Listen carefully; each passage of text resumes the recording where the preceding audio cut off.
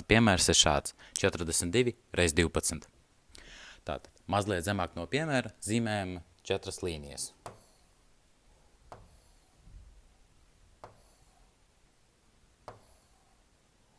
Šīs līnijas atbilst skaitlim 4.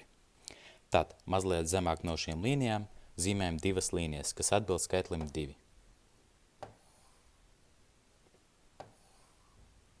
Nu, lūk. Tagad mēs strādāsim ar skaitli 12.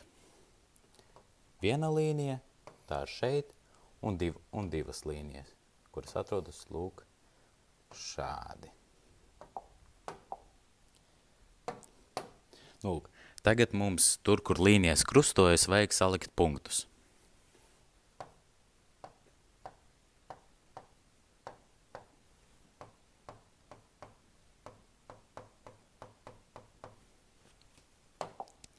Nu, lūk. Tagad mēs šos punktus sadalīsim šādi. Iedalās 3 zonās. Pa kreisi, pa vidu un pa labi. Tagad katrā zonā ir jāskaita, cik tur ir punktu. Kreisajā pusē mums ir 4 punkti.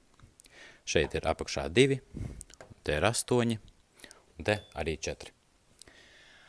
Pa kreisi un pa labi tie cipari paliek nemainīgi, tāpēc rakstam šādi, atstājot vietu skaitlim, kas būs pa vidu. Tālāk mums ir jāskaita 8 un 2, tas ir 10, ierakstām.